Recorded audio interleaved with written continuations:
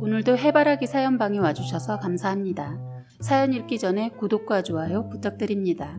저는 결혼하기 전 간호사로 일을 했습니다. 종합병원에서 교대근무를 했는데 결혼을 하고도 일을 쭉 해왔습니다. 교대근무를 하면서 육아를 할 자신이 없어서 임신을 미루고 있었는데 나이가 있다 보니까 시댁에서도 바라고 다행히 시댁 친정에서 도움을 주신다고 해서 아이를 낳았습니다. 그런데 시어머니도 애 낳으면 봐주겠다고 하더니 임신하니까 말 바꾸고 돈만 바라고 시댁이 근처에 있지만 시어머니 당신은 젊었을 때 하도 고생을 해서 늙음하게는 여행이나 다니면서 쉬고 싶다면서 아이는 절대로 봐주지 않겠다고 못을 박더군요. 말을 말던가 너무 서운했어요. 저는 할 수 없이 몸이 불편하신 친정어 부모님 도움을 받아 직장을 계속 다니면서 직장에서도 어느 정도 자리가 높아져 있었습니다. 그런데 친정엄마가 당뇨가 있었는데 합병증으로 인해 입원을 하시게 되었고 아버지도 연로하시다 보니까 보살핌을 받아야 해서 오빠가 모시게 되었어요. 제 직장 자체가 교대근무를 하는 거라 육아 문제로 인해 모든 생활이 차질이 생기게 됐던 겁니다. 전적으로 친정 부모님 도움으로 지금까지 버텨오다가 다시 한번 시어머니한테 부탁을 드렸는데 거절을 당했습니다. 남편이란 새끼가 있었지만 있으나 마나한 존재라 기대도 안 하고 도저히 안 될 것 같아서 할 수 없이 미련 없이 병원을 그만두고 집 근처에 있는 개인 병원에 취직을 했어요. 그런데 너무 웃긴 일이 벌어지기 시작하는 겁니다. 시댁에선 도움이라고는 1도 주지 않으면서 저한테 전화해서 한다는 말이 좋은 병원을 그만뒀다고 난리더군요. 그럴 만도 한 게 시어머니 그동안 제가 직장을 옮기기 전에는 부모님 용돈을 드리고 있었거든요. 그런데 이번에 많은 것을 보고 느낀 점이 있어서 부모님 드리는 용돈도 죄다 끊어버리고 챙겨드리고 있던 약이며 생활비 같은 것도 다 그만둬버렸죠. 그랬더니 그때서야 애를 부탁을 안 했다느니 엉뚱한 소리를 짓거리더군요. 용돈 끊기니 그제서야 봐주겠다고 속보이는 행동을 하시길래 그냥 잘라서 말했습니다. 어머니 이제는 애 안 봐줘도 되니까 걱정하지 마세요. 그리고 용돈과 더불어 앞으로 어떻게 해야 할 것인지를 짤막하게 말씀을 드렸더니 그래도 용돈은 보내라. 아니요 저는 못 드리고요. 애 아빠한테 말씀을 드리겠습니다.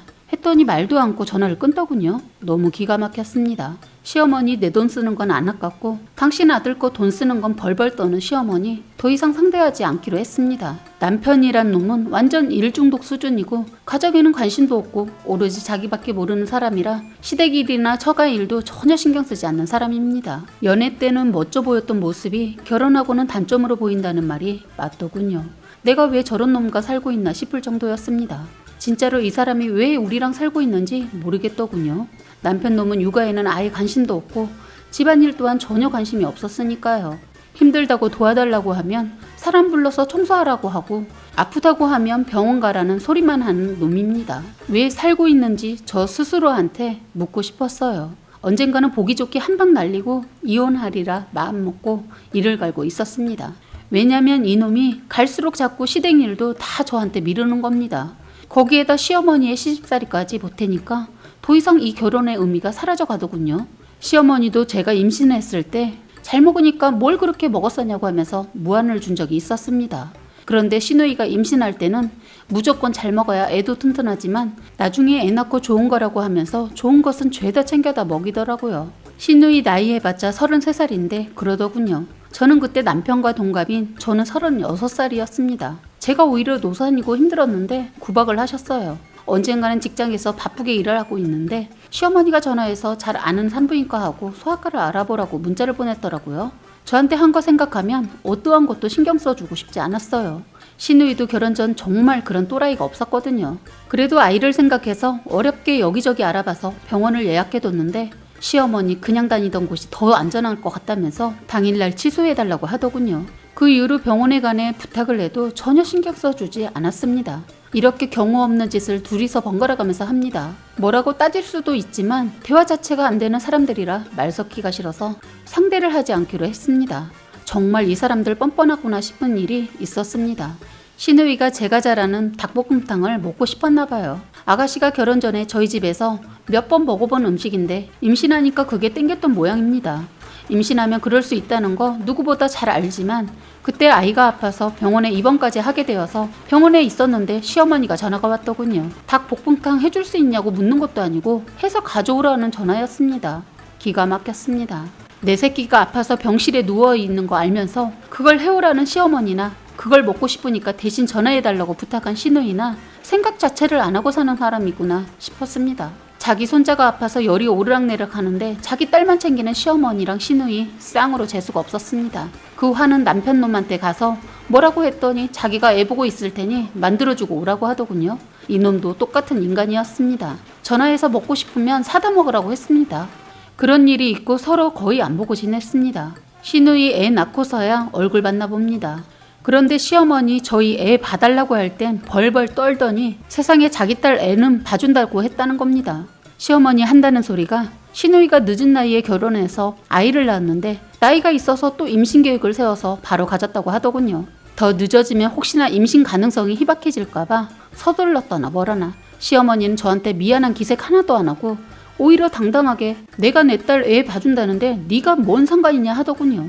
왜냐면 제가 너무 서운하고 기분 더러워서 시댁에 갈 일이 있어서 간 김에 따졌거든요. 어머님, 역시 저한테는 정말 남이시네요. 이번에 확실하게 알았습니다. 아이 봐준다고 용돈을 거하게 줬나 보네요. 다른 것도 아니고 나이가 많은데 또 아이를 가졌다니까 어쩔 수 없이 데려온 거 가지고 시샘하지 마라. 시샘이라니요. 그리고 아가씨가 나이가 뭐가 많아요. 저는 더 늦게 나왔는데 그냥 관계가 정리되어 가는 것 같네요. 그건 또 무슨 소리냐? 친정 엄마가 병원 가는 날까지 미뤄가면서까지 저희 애 봐줄 땐 한 번도 들여다봐 주시지도 않더니 지금은 고모 애 봐주니까 너무 어이가 없어서요. 예전엔 더 젊었을 때도 힘없다고 아프시다고 하시더니 지금 되려 더 나이도 많고 힘이 더 빠졌을 텐데 대단하시네요. 모성애가 그렇게 강하신 분이신 거 이제 알았네요. 전 따지면서 비아냥거리면서 어머님 신경을 건드렸습니다. 어머님 다른 때 같으면 노발대발 하실 텐데 그날은 차분히 화를 삭히면서 제 말을 끝까지 듣고 계시더군요. 그런데 시어머니 사위 눈치 보고 어쩔 수 없이 애를 데려오긴 했는데 그동안 친손주조차 봐주지 않아서 육아 정보가 하나도 없다 보니까 쩔쩔매고 있더군요. 그러거나 말거나 그냥 나와버렸습니다. 그래서인지 시누이와 시어머니 육아 때문에 자꾸 부딪히게 되고 사위한테까지 구박을 받았다고 하더라고요. 한 번은 퇴근해서 오니까 저희 집에 시어머니가 남편이랑 얘기를 하고 있더라고요. 가만히 지켜보니까 시어머니가 지금 모임을 가야 하는데 혹시 애를 봐줄 수 있냐고 아들한테 부탁을 하고 있는 것 같더군요. 남편이란 놈 고민 1도 안 하고 허락을 하고 시어머니 신이 나서 나가는 겁니다. 제가 그 꼴을 못 보죠. 그래서 신이 나서 나가는 시어머니를 불러 세웠습니다. 어머니, 당장 아이 데리고 가세요. 뭐? 너 지금 나한테 명령했냐? 네, 아이 데리고 나가시라고요. 내가 너한테 부탁한 것도 아니고 내 아들한테 부탁했는데 왜 그래야지? 이 사람이 지 자식도 한 번 안아주거나 똥기저귀 갈 줄도 모르는데 뭘 믿고 맡기고 하시는 거죠? 보나마나 다 제가 해야 하는 거 다 하시면서 지금 왜 이렇게 당당하세요? 너 지금 말 다 했냐? 아니요, 덜 했어요. 당장 데려가시라고요. 정 맡기고 가야 하신다면 이 사람을 어머님 집에 불러서 보라고 하세요. 너 냉정한 애다. 한 번쯤은 봐줄 수 있지 않니? 그것도 못해? 한 번쯤이요? 어머님은 그래서 저희 한 번쯤 봐주셨나요? 제발 선 넘지 마세요. 저 어머님이 진호 봐주지 않는다고 해서 아프신 친정어머니한테 부탁을 했어요. 연로하신 아버지 두 분이서 저희 진호 봐주셨다고요. 할 말 있으세요? 시어머니 아무 말도 못하더니 기가 막힌 게 그냥 나가려고 하는 거예요. 저는 시어머니고 뭐고 끝이라고 생각하고 욕을 하면서 제발 말로 할 때 말귀를 알아쳐먹으라고요. 순간 나가려던 시어머니 발걸음을 멈춰서더니 갑자기 저한테 달려들더군요. 제가 당하고만 있을 여자가 아니라 저도 방어를 먼저 하고 달려드는 시어머니를 밀쳤어요. 옆에서 보고 있던 남편 새끼 자기 엄마 넘어지는 거 보고 머리가 돌았는지 저한테 손을 올리려 하길래 옆에 있던 의자를 남편 쪽으로 거세게 밀쳤어요. 의자에 걸려 넘어진 남편놈 거친 욕을 하면서 의자를 들어 저한테 던지려고 하더군요. 시어머니 순간 아들 바지 끄댕이를 잡더니 말리더군요. 저는 그때 죽기 아니면 까무라치기여서 무섭지 않았어요. 단지 제 아들이 보고 있다는 생각에 더 못한 것이 분이 풀리지 않았습니다. 저는 남편놈한테 말했어요. 네가 애를 봐줄 생각이 있으면 내 집이 아닌 네 엄마 집에 가서 봐. 네 자식도 못 봐줬으면서 동생애는 눈에 들어오니? 나쁜 새끼, 너 나랑 그만 살고 싶어? 너 말 심하다고 생각 안 해? 넌 이러고도 나랑 끝까지 갈 생각을 했냐? 나는 이제 아니라고 본다. 너란 새끼한테 조금이라도 부성애가 있겠지 하고 기대를 하고 살았는데 너 말 다 했어? 아니, 이제 시작인데? 나도 너처럼 일만 하면서 살고 싶어. 처음부터 집안일 하는 거 좋아하고 육아하는 거 좋아하는 사람은 어디 있어? 서로 돕고 사는 거지. 내가 아무리 모성애가 있다고 하지만 나도 사람인지라 힘들 땐 다 내려놓고 싶어. 나 모성애 그렇게 많지 않아. 그냥 결혼했고 아이를 낳았고 하니까 최선을 다하고 있는 거야. 그리고 집안일 해도 표 안 나고 안 하면 편하는 이딴 일 말고 성과가 바로 나타나는 그런 일만 하면서 살고 싶다고. 밤새 칭얼대는 애 보살피고 직장에 출근하면 얼마나 힘든 줄 알아? 넌 절대로 이해도 못하니까 알 리가 없지. 네 뇌에는 결혼과 동시에 네가 관심을 가져야 하고 책임을 져야 하는 모든 일을 아내가 다 해야 한다고 생각하는 인간이니까. 다 전담해놓고 네 머릿속에는 오로지 일뿐이니까. 그럴 거면 아예 일만 하고 살아. 이참에 끝내. 저희가 이혼 얘기까지 나오자 시어머니, 내가 하늘이 데리고 갈 테니까 그만들 싸워라 하면서 애를 들쳐업고 가시려고 하더군요. 저는 이때가 아니면 다시 이혼 얘기 나오지 않을 것 같아서 끝을 내고 싶었습니다. 어머니도 들으세요. 전 이 사람과 이혼할 겁니다. 이 집에서 당장 다 꺼지라고요. 했습니다. 제가 흥분해서 벌벌 떨고 있으니까 남편놈이 놀랐는지 자기 엄마랑 나가더군요. 다들 가구 짐을 싸고 있었는데 신우인연이 저희 집에 쫓아왔더군요. 이유는 자기 애 앞에서 싸움을 했다는 이유였습니다. 그렇잖아도 화가 나 있는데 불난 집에 부채질을 하더군요. 이것이 내가 지보다 나이가 몇 살이나 더 위인데 반말로 짓거리더군요. 너 애들 앞에서 싸우면 안 되는 거 간호사이면서 그 정도 상식 없어? 하더군요.